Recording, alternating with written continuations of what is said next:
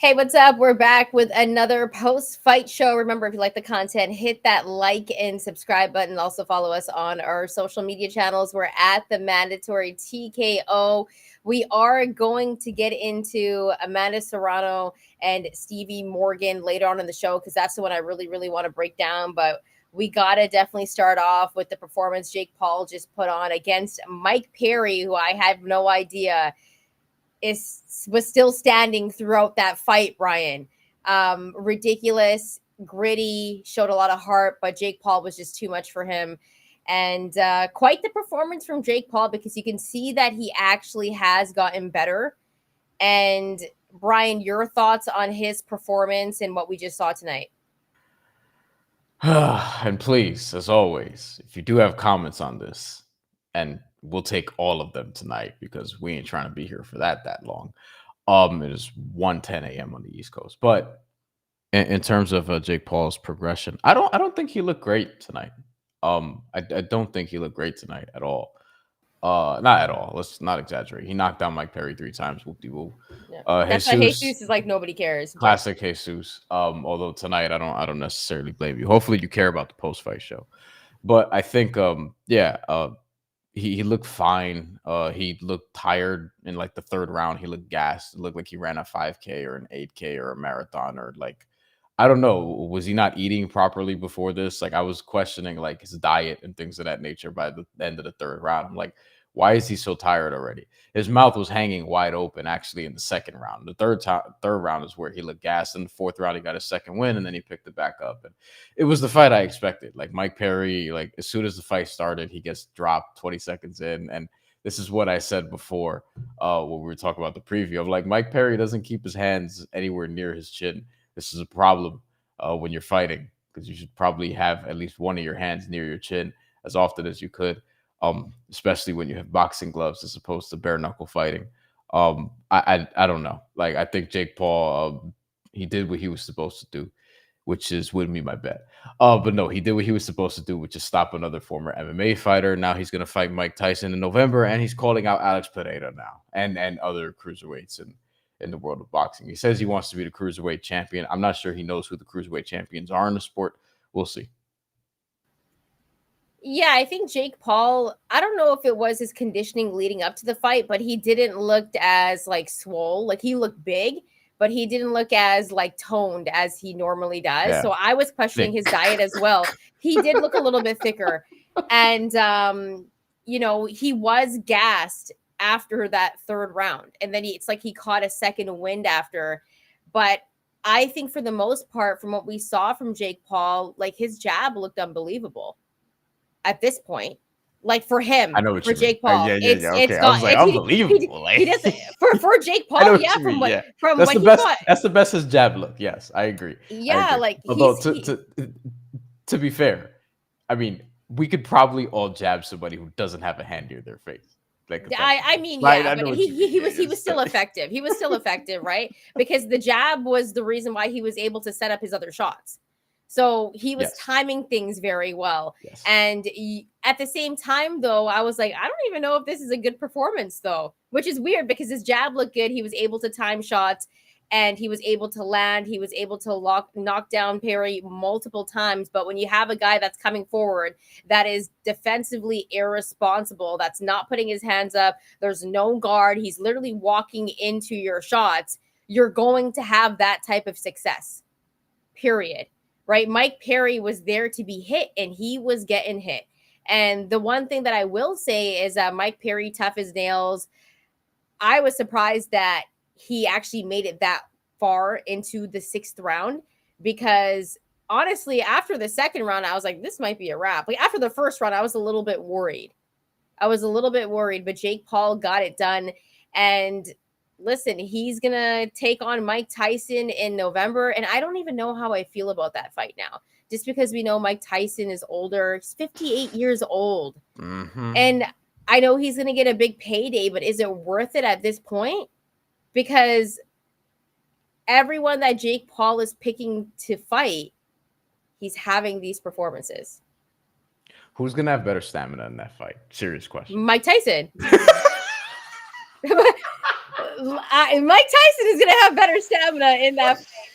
Power's the last to go. I think it was when he fought Roy Jones. I was like, he looks pretty good. Mike, good He out looked good there, in that yo. fight. I ain't gonna Yeah. front. He looked legit. I don't want Mike Tyson to fight Jake Paul, but it's gonna happen. Maybe. I mean, if we have another medical episode, then shit. Maybe Jake Paul will fight. I don't know, Uriah Hall, who almost beat Julio Cesar Chavez Jr. Mike Tyson was walking with a cane before he pulled out with the fight. Like, what are we doing here? Like, I get the aura of it. He's one of the best boxers. He's one of my favorite boxers, Mike Tyson. I'll be like, I fell in love with the Yes, of sport because course. of Mike. Yes. But he's 58 years old. That's like my mom's age. He Like, hasn't fought since 2005 professionally, like yeah. non-exhibition. Like that was the last time he's actually fought. Even then, he was approaching 40, which is old even in heavyweight boxing in a lot of cases. In 2005, like goddamn, Mariah Carey's "We Belong Together" was like the most played song on BET. That was a long It's such fucking a good time ago. song. That's Yeah, a long time good ago. track. I got so tired of watching 106 in Park, and that song was number one every goddamn week.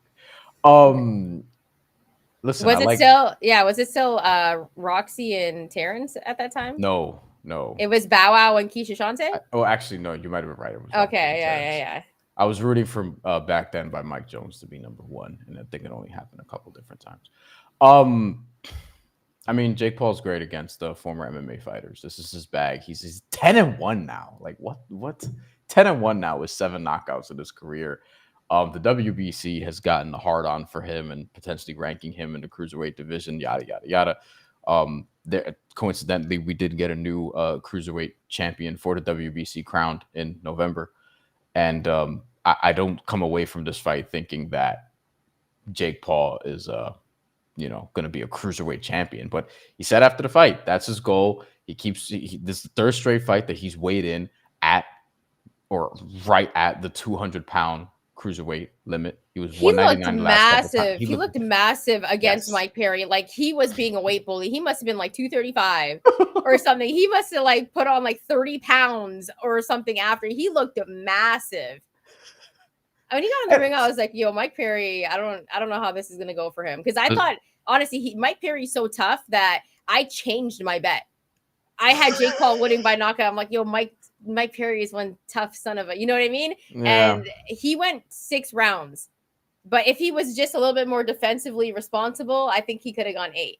Which I think if he wasn't using his face as a bag to get hit, he could have lasted a little bit long, you know? But Okay, so we have comments. Let's get to them. We have a bunch, and yeah, we got a couple about Ashton Sylvie, and H2O. We saw a knockout of the year contender, but we're gonna get to that in a little a bit. Canadian as well. Yes, that's a massive upset. I forgot what the line was for that fight. I am PK13, friend of the show as always. I think Paul got overhyped emotionally before the fight. He was acting kind of That's weird what in the I was pre-fight saying. promo. I legit texted Bryan and I was like, yo, it looks like he's so weird in that promo. I won't say He said because more I than mean I have that, no but proof. Yeah. Let's be responsible. I don't We're got no trying to get proof of this what stuff. he was doing. We're trying to get this show sponsored. We want to be I somewhat just thought responsible. he was being weird. You know what I mean? I've been at Me parties and too. people have been weird before, and I was like, okay, so I mean, we No, can't but you say saw it, the but interview. You saw the interview with Ariel Helwani, where yeah. the answers were mad short. And Logan Paul also. he was like turned around, and then he was like, hey, the camera's this way, and he's like, oh, sorry. Like, what do Yeah, you but like? I thought he was just doing like Gen Z influencer, just haha bullshit. Like, How is that cool? Like, someone, am I too old to understand why that's entertainment? Like, I must be some old ass bee now because like that was not funny to me. I was just thinking like, yo, like, why is he being so weird? Like, that's what I was thinking the entire time. So I'm PK13. I'm rock with you there. I thought it was being weird. Hustle, man. Jake Paul's undefeated against UFC fighters. I get they want the payday, but damn, to get humiliated like that against a YouTuber that just started boxing shows anything is possible. Jake Paul's been boxing since 2017, 18, something like that. Not professionally, like actually, like, like there's videos of him just starting out where he clearly doesn't know what he's doing, and over the course of a few years, he became this, and now several years later, he's this. Yeah. Where I mean, he's He's knocked out a couple of actual quote unquote boxers in the first round of fights. But again, we did the resume check on this show before, and Come the, on, Andre August and like it- Ryan Borland. Like, what are we yeah, talking about yeah, here? yeah. Like, who have they fought? Like, This, no disrespect to them, but honestly, I think the best name on Jake Paul's resume, the best win on Jake Paul's resume is Anderson Silva. I think you might yeah, agree with me on that. Like Anderson Silva beat Julio Cesar Chavez Jr., which is not the win that many people may think it is in 2020, yeah, in the 2020s. Uriah Hall again won like at least 2 rounds against Julio Cesar Chavez Jr. I thought that fight was going to be a draw. yeah. I'm kind of disappointed in Chavez. Not gonna lie to you. Kinda. That's I think that you and everybody else. that's not how it should go. At I love all. I love Uriah Hall, Queens Yeah. native. You know what I mean? I did a profile on him before when he was in the UFC toward the end of his career. I think it was before the Paulo Costa fight, which he lost. Uriah Hall's great, but Julio Cesar Chavez Jr. Man, he should fight Jake Paul next. Honestly, I think that I you want to give me a real like let's be serious here for like 30 seconds and then we'll get back to jokey jokes. But like you want to give me a serious ass Jake Paul opponent fight that I will be locked into and tuned into, Julio Cesar Chavez Jr. I legitimately want to see if he could beat Julio Cesar Chavez Jr. I'm not even joking. I I just I just don't want to be disappointed if Chavez loses. Like, what did we see tonight? What did we see tonight? You know what I mean? Like what is going on here? And you know what? I do give Jake Paul props. He has gotten better, and I do like what he's done for women's boxing. I love what he's done for with the help with Amanda Serrano. Like he deserves a lot of credit for that. Deja Green, French on Cruz, yeah. Like he's done a lot for women's boxing, and I give him props for that.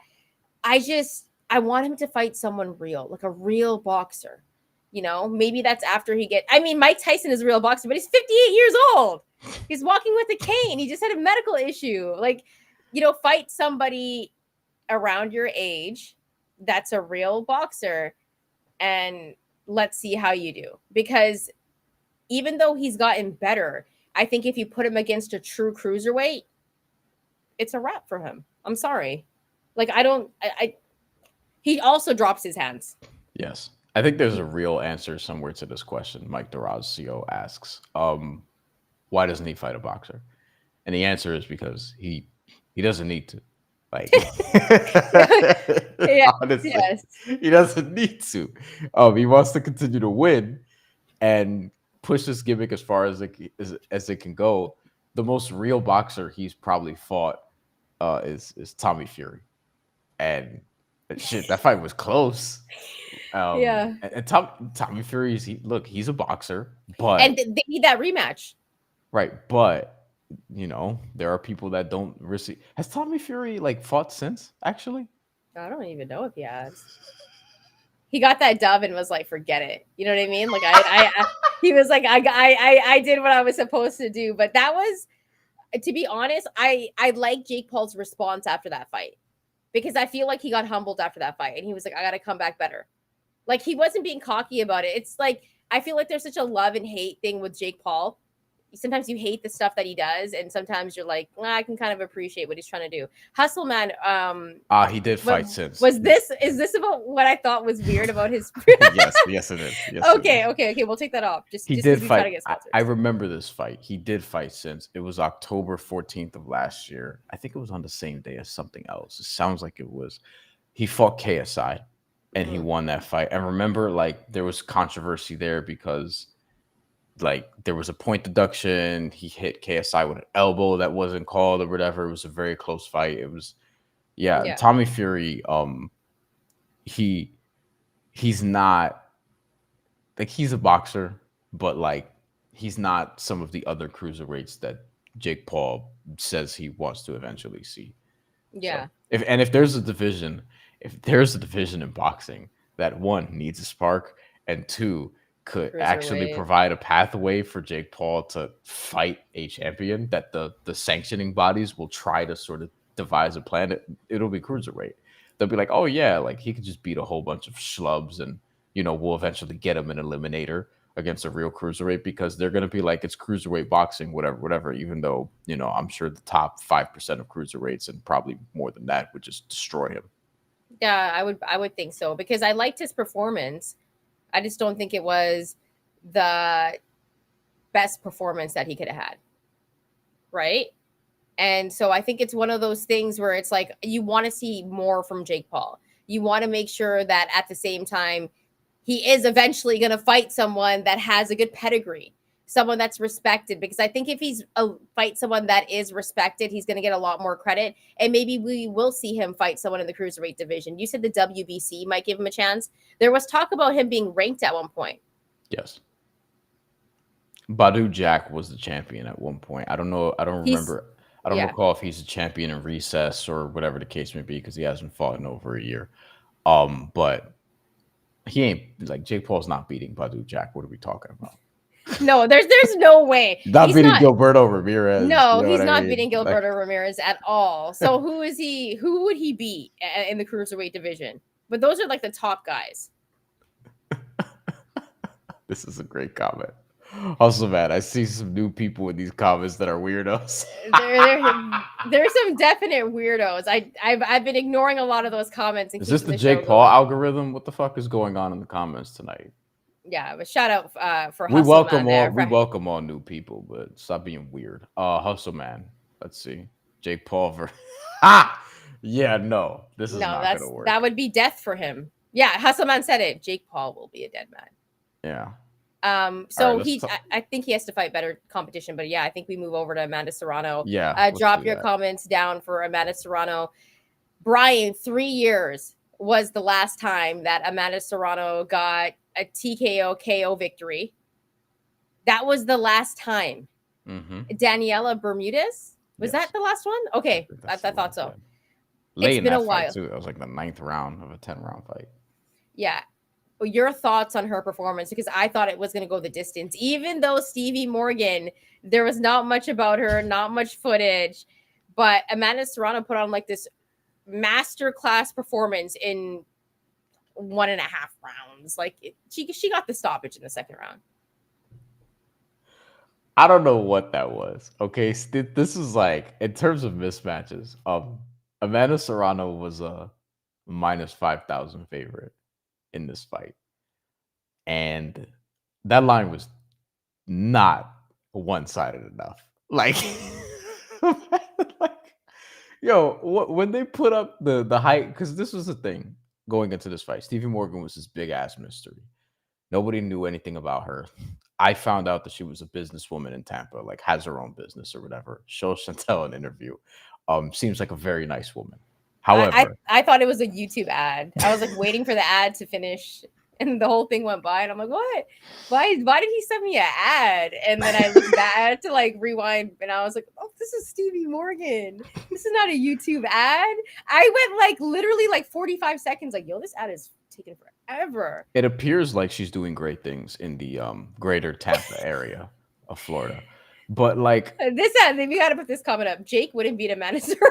No, probably not. Like too much speed and stamina. God, work rate. You know. So Stevie Morgan was this big mystery because practically anybody, you know, nobody's seen her fight, and you try to get footage of like, you know, we try to watch some of her fights leading up to this, and you can't really find damn near anything. There's maybe a couple things out there. The bulk of her fights were also in Colombia, which is interesting because it's not like, I mean, to my knowledge, she doesn't have Colombian roots. She's a white woman from Tampa who's just flying down to Colombia, getting first round knockouts, flying back up and running her businesses. And it's like, okay, cool. So I wonder how much she gets paid for those fights. Right? And they're not even online. So it's like, all right, maybe she has a padded record or whatever the case may be. Clearly there's some power there. The bulk of her fights, 135, 140. She rehydrates, you know, obviously to more than that. Yeah. And then we get to fight night. And I did note that she did lose to Calista Salgado, majority decision, who Amanda Serrano knocked down in the first round of a 2016 fight at Barclays Center. So all that being said, it's like, all right, Amanda Serrano's going to win this fight, but like she hasn't got a knockout in a while, whatever. And Stevie Morgan shows up. And then when they put on the graphic that Amanda Serrano has a longer reach than Stevie Morgan, who is like 2.5 inches taller, I was like, oh, because that was a mystery before this. Stevie Yeah. Morgan, we didn't know what her reach was because it wasn't reported anywhere. And now we have a Tyler Hero situation where somebody's arms are like 3 inches shorter than their height. Caitlin Clark has longer wingspan than Tyler Hero. So in this fight, you see it. She's stiff, her arms are short, and Amanda Serrano just, oh God, this 1-2, 1-2, just piecing her up, body shots, whatever, whatever. And 10 seconds in, you're like, oh fuck, this is gonna end very early. Yeah. I think I texted you and I was like, I don't think this is gonna last, man. After that first round, I was like, I think it's kind of a wrap for her. The one thing that I noticed right away is when they did the stare down and they're looking into each other's eyes. I could tell there was some type of nerves or fear in Stevie Morgan's eyes. And then it showed Amanda Serrano and she was locked in, and I was like, oh, it's a wrap. Like, this is not going to go well. Stevie Morgan came out and she looked flat footed. She didn't look comfortable. She didn't look like she warmed up. And there was absolutely no rhythm at all. Like, no rhythm at all. I don't know if you could look even more stiff. And you know what? She was fighting in her hometown. And I just think the bright lights were too big for her. I think that's what it could have been. Like, it just seemed like a performance where she was there, but she really wasn't doing anything physically. And I mean, not the best look for her. That was her moment. But Amanda Serrano came out. That's the performance she needed. And this is exactly what she needs before fighting Katie Taylor for the second time. Because in that first fight, and you can drop your comments if you guys had scored it, I had it 6-4 Serrano.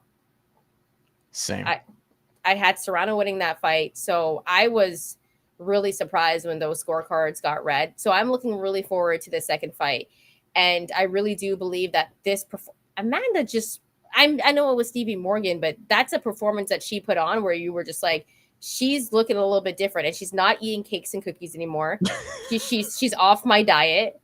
So she just like looked, she looked different. And there's lanes and levels to this. And I just feel like Amanda Serrano, she is lanes ahead of everybody. I think that you can put her on a pound for pound list with men. Yeah. She's one of the best boxers in the world right now. And I think everyone needs to realize that. I don't think we need to categorize her to just being one of the best women boxers. No. Amanda Serrano is one of the best boxers in the world. She's on the pound for pound list. And Bryan, I actually think we should make a pound for pound list with men and women. UFC has done that also. Yeah. And that's the right way to do it. Yeah, I think I don't remember if the WWE did this with their Power 25 back in the day. Probably dated myself because that's a reference from like 18 years ago. Amanda Serrano has been one of the best boxers in the world for at least 5 or so years at this point. 5 years ago was when she beat Heather Hardy the first time, and that was when more people started like arriving to this point with her. Shortly thereafter is when we started seeing her more high profile bouts, whatever the case may be. So the Katie Taylor fight is going to be an interesting one. My concern for that fight, we'll talk about it more. Like, we got months and months, but my concern, two concerns probably heading into that fight is just, one, the weight.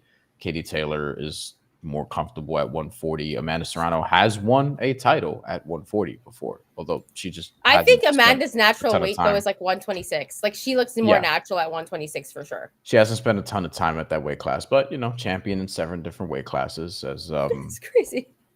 It's the only other person who's done that is Manny Pacquiao, who's done it in 8 weight classes, and people have questions about how that is, but I'm not going to get into that. People do, not me.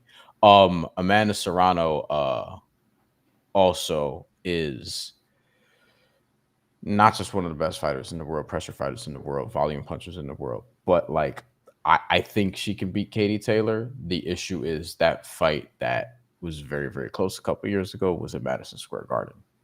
Now, there's a lot of Katie Taylor support around here in New York City where I'm at, but this is Amanda Serrano's crib. So, we'll see how it's going to be when this fight eventually does take place in AT&T Stadium in Texas. But she should have support there. I think both will, but because they're both going to have fan bases that travel.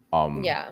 But, we'll see. The weight's going to be interesting. This is I don't know about great. This is an adequate warm-up for her. at 140 pounds, but goddamn, it was just a warm up because I don't. Does Stevie Morgan land a punch? I need to pull up the punch stats for this. I don't think so. There was a lot of punches landed on her face though. Let's get over to Hustle Man actually, because this would be hella dope. But The I don't weirdo this comments stopped now that we started talking about Amanda Serrano. Serrano, Katie Taylor at 140, Cameron and Mayer on the same card would be fire. For sure. Like there's a lot of good fights to make. IMPK 13. MVP should have gotten a better 140 pounder for the tune up. Serrano didn't gain anything from this fight. I think she did though, IMPK 13. I think she gained confidence and like feeling good being in the ring and having that type of performance. I feel like that could only help you as you go into your next fight, regardless of how it went, because she hadn't had a knockout for 3 years. Imagine not having a knockout for 3 years and then having that performance. I That's don't got to know. feel good. But I kind of get IMPK 13's point. I might even agree because like Stevie Morgan was so bad in Yeah. this performance. Like it's kind of like when you lose. Not this isn't the case with Amanda Serrano, but just follow me here. It's like when you lose a game in 2K on Hall of Fame mode, and then you put it down to rookie, and you win 100 fucking 12 to 48, and then you put it back on Hall of Fame for the next fight. Like that's not really warming you up. You know what I mean? Like Nah, but it feels good to see the 140 on the screen. You know what I mean? Like it's too easy. The other night I was playing NCAA college football and I was playing in the Apple Cup with like UW and like Washington State because did like you obviously have you finished a season already? no, on my back race. I was just Oh, exhibition. It was okay, okay, exhibition. okay. And I was just smoking Washington State. It was like 42 nothing in the third quarter. And I was like, I gotta stop. I got but it felt good, is what I'm saying. Haven't played it yet, but it is right over there. I don't know what Um school I'm gonna use yet either. Maybe l- Buffalo. let's go to Hustle Man. I'm not gonna lie, I had Katie 6-4, but I could have seen it as a draw. A lot of people had it close. If you had Katie, I'm not gonna be mad at that. Yeah, I can see that too. Um, a lot of people had it like that as well, Hustle Man. So I could definitely see that. Let's stick with your comments though, because you have some good ones tonight. Amanda is number one for me if we're going off competition and resume and divisions. I think the knock on Clarissa Shields is that people are like, well, who has she like really, really, really fought in her weight class? But I still think Clarissa Shields, it's hard. I feel like her and Amanda Serrano for me are like 1A, 1B. Yeah, and I don't think Shields. I don't know. Who do you think has beaten the better competition between the two? Probably Amanda. I think it's close. I think It is, but then the it's Shields, probably Amanda. Shields is beating some good competition, she but has, but in her weight class, like her natural weight class, they're always like, well, who's in that weight class? Like that's that's the knock on her, yeah. right? Like who's in Mhm. that weight class? Whereas Amanda, like we've seen her move up and be in like very competitive weight classes, but Shields is just it's hard not to put her number one. So it's like 1A, 1B for me. They definitely have to be two of them. Before we get out of here, because we are wrapping up, we are gonna do this right now. Hustle man, thank you.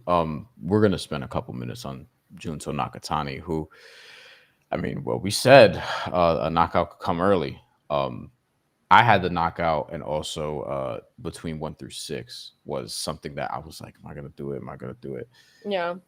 The one happened. I woke. I didn't even see the fight because I slept. Obviously, like a regular person. That shit was on. I don't know 7 a.m. here, and I was like, "It's Saturday, whatever the case may be. I'll see it when I get up." I didn't have to watch much because it was in the first round. He knocks out Vincent Astrolabio. It was a violent straight left to the body. The Yeah. body punches that have the delayed reactions are my Love fucking those. favorite. Oh my Yeah. god. Ugh. The Astrolabio just backpedaled a couple steps. You see the grimace in his face. He goes down. He tries to get back up. He goes back down, and that shit is over. Nakatani's an assassin, boy. Oh Yeah. my god. He's got dynamite in his hands. Like he legit has dynamite in his hands. That power is ridiculous. And it's true. I think the fight to make is Nakatani and Bam. Mm, Of course, Bam is they have a rematch clause with yeah. him and El Gallo. So there's gonna be a rematch for that fight. Despite the fact where I'm like, I don't even know if I want a rematch for that fight. El Gallo made it a little bit interesting, but Bam really dominated that fight. He knocked him down. I think Bam probably beats him worse the second time. Which is ridiculous, But right? but I don't know. Like to me, the fight to make at some point. We're not getting this now, but I know where you're going with this. at the Tokyo Dome, like, are you kidding me? I don't know what the relationship like. Any Japanese commenter, because we've had plenty, especially in our Naoya Inoue videos. If you come across this, please educate us on the relationship between Naoya Inoue and Junto Nakatani. I would love to know if there's friends, if there's any beef or whatever the case may be, because I haven't looked that deeply into it recently, though I have before. I just want to know if there's anything there. But Inoue versus Nakatani at Tokyo Dome would be a fucking monstrous we fight. gotta wait like a little while for that. I think it'll be like a year, 2 years, 3 years. Yeah. Two, But 3 years, I Inoue think. is already, so like Because we don't want to wait too long. I don't know if in a way goes up to 130. Like I don't see him going up to 130. I just don't. I think he does 126 though, but not yet. Yeah. Clearly, Yeah. because he's supposed to fight, again at Super Bantamweight soon. So here's the thing. I think this is a really good question. How does it play out? Bam Rodriguez and Shantelle Nakatani. I don't know, like that. When I feel Hasselman asked that question, I thought to myself like, oh, I don't know who I'm gonna pick.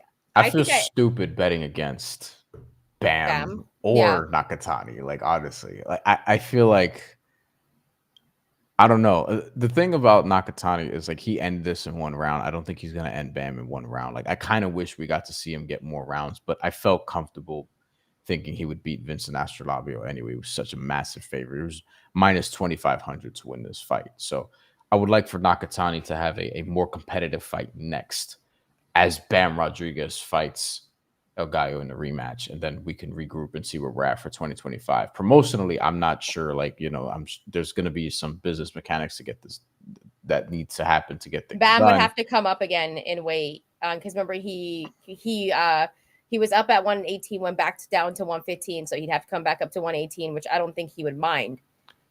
We would also need promotional things to work out.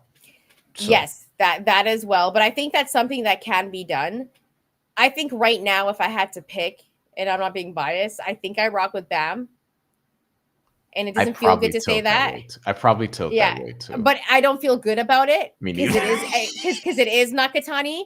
But I just think like we saw Nakatani do this to Astrolabio, right? Like past his prime. Like let's be real here, past his prime. And somebody who's been knocked out before also.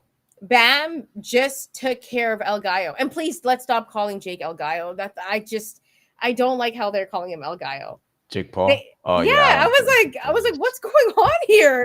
I'm shaking my head at home, y'all. Tell me if I'm wrong and if I'm being a hater. But I will say that I think I rock with Bam because of the skill and how he took care of El Gallo. I'm really high on El Gallo. Obviously, love the matches with him and Chocolatito. Chocolatito, one of my favorite boxers of all time. I wouldn't mind also seeing Bam against Chocolatito. I would enjoy that. That would be crazy. I think, and that's sort of another benchmark fight for him. Chocolatito, for as long as he's going to be out there, you want to see him in entertaining fights. It's just, I hope he lives a long and prosperous life because man, that dude has had some wars. Yeah.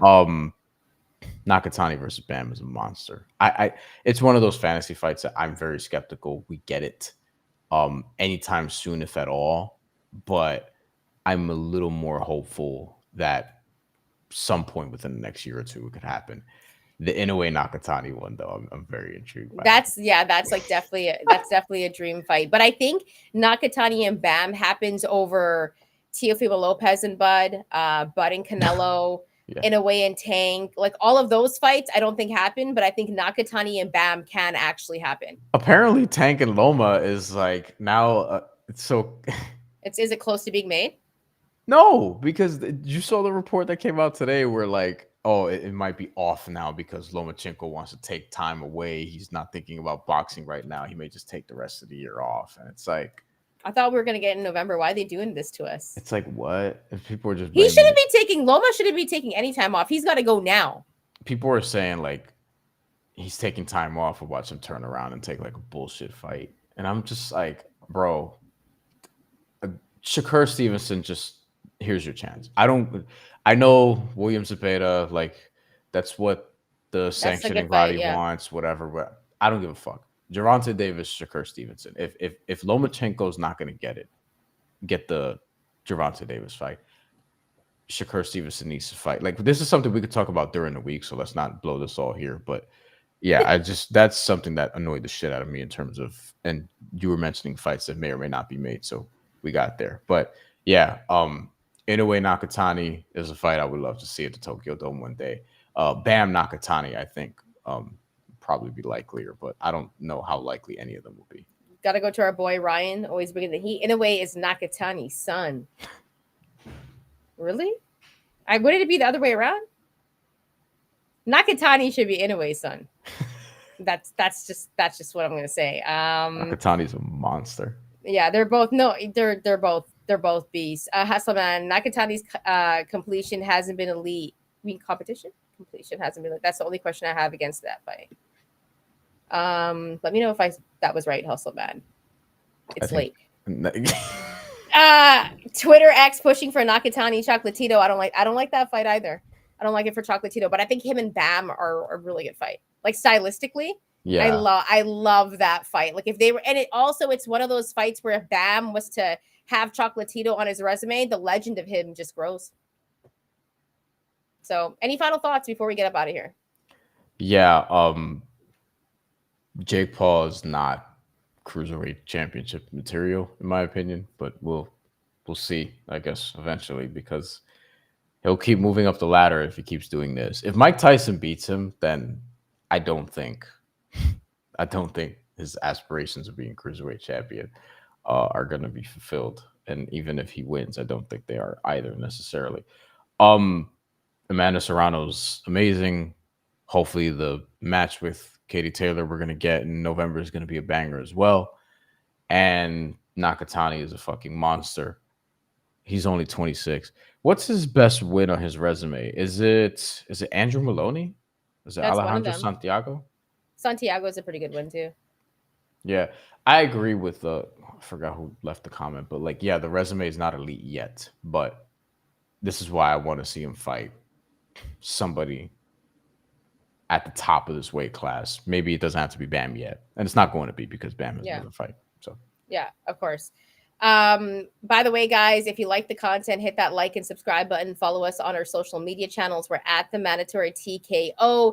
We're also on the audio side. Remember, if you have a couple of minutes, leave a rate and review. We're going to be back sometime next week with more content. If you're watching this after, continue to drop comments. We do read them. We don't get back to you guys all the time, but we read all the comments, just so we be y'all know. busy. We be busy. Yeah. We have other. I don't know if people know this, but like we have like other jobs in the media. No, I'm not even trying to be a dick. It's like I don't, because we don't talk about this on this show. I didn't 'cause think we you were try to being a dick. I just thought it was funny. Like we don't just sit around all day. Like Yeah, we don't just sit you know what I around mean? all day like doing this show. We do like we both have like multiple other jobs in media. But we appreciate the support as always. Donate to the channel if you could, and watch all the stuff we're doing because we have a lot planned. This week, we don't have anything Al planned the yet, but pal. we're gonna do something. Y'all need regular days and certain times to go live. Always miss lots of y'all lives. Y'all do randoms. Sometimes they're around the same time. Like we do 7-10 a lot in the right. Yeah, 7 a.m. Pacific. but also 10. like because we're of so our work, busy. Yeah, because of our work schedules, we kind of like we kind of we do them can't when do we that. can do them. The times that we're definitely gonna be here is after like big fights, certain fights. We're not gonna do a post fight live next week. I can tell you that right now. But the week after for Terrence Crawford and that card, there will That'll be a big post week. fight live. We'll do ginormous fucking preview. And then after that, I don't know what the hell is going on in boxing because not a lot announced after August 3rd. But also, guys, if you want us to do like a regular time in certain days, donate to the show because that's the way that we'll be able to do that for y'all. We do appreciate that. And by the way, guys, remember, like and subscribe to the show. Thanks so much for rocking out with us tonight. And we appreciate you. We'll be back with some more content soon. Thanks so much for rocking with us. And we hope you enjoy the rest of the weekend.